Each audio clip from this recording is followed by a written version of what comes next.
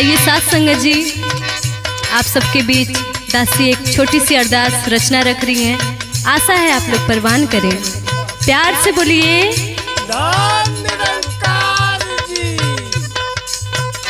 मोरे सतगुरु के निर्मल चरनिया में, मोरे सतगुरु के निर्मल चरनिया में, जिया झूम जाला भक्ति भजनिया में।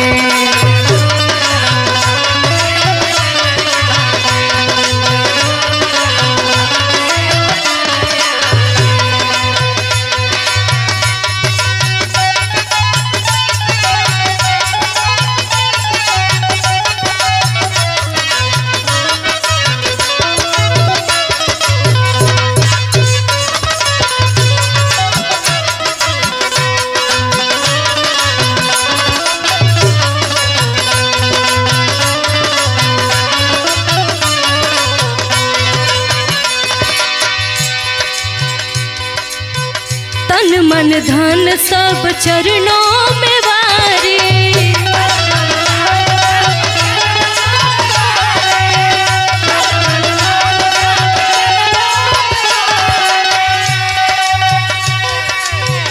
गर्भ के भीतर किया जो करारी,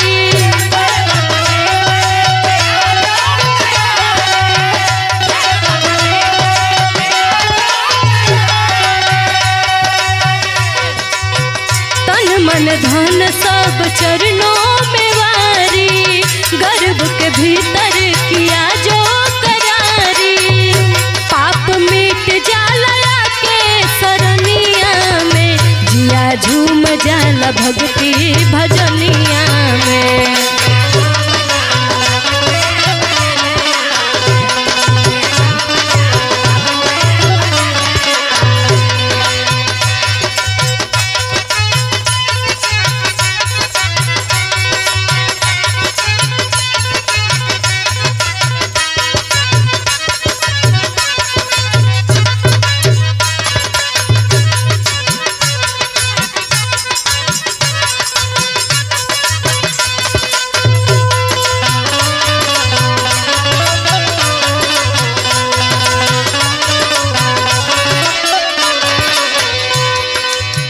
दान दया के ये बातें कृपालु,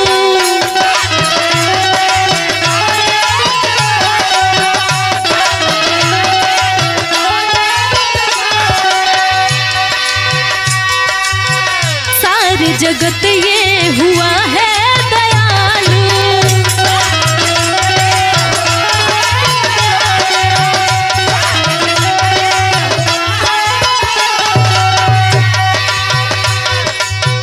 दान दया के बातें कृपालु, सारे जगत ये हुआ है दयालु। मन लागल बसे बसु मिरनिया में, जिया झूम जाला भक्ति भजनिया में।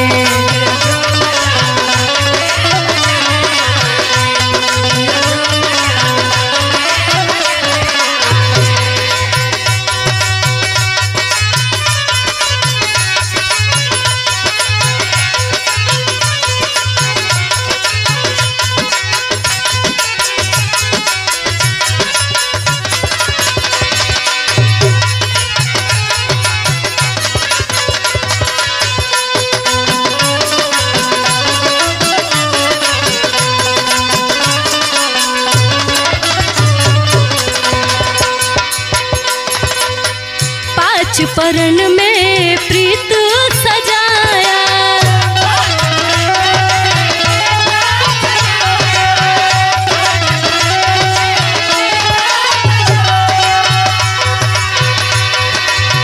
हर में हरि देव हरि को दिखाया।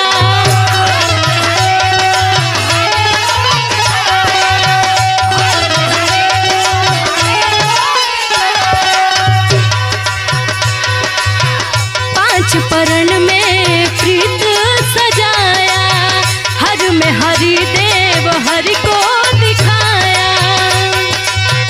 मर्म जाने समीक्षा मर झूम जाला भक्ति भजनिया में।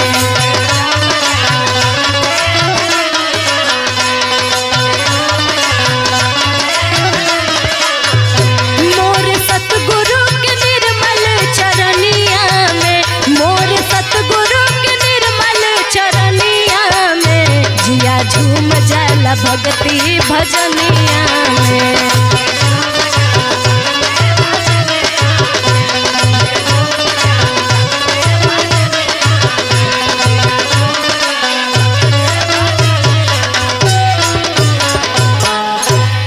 प्यार से बोलिए धन निरंकार जी।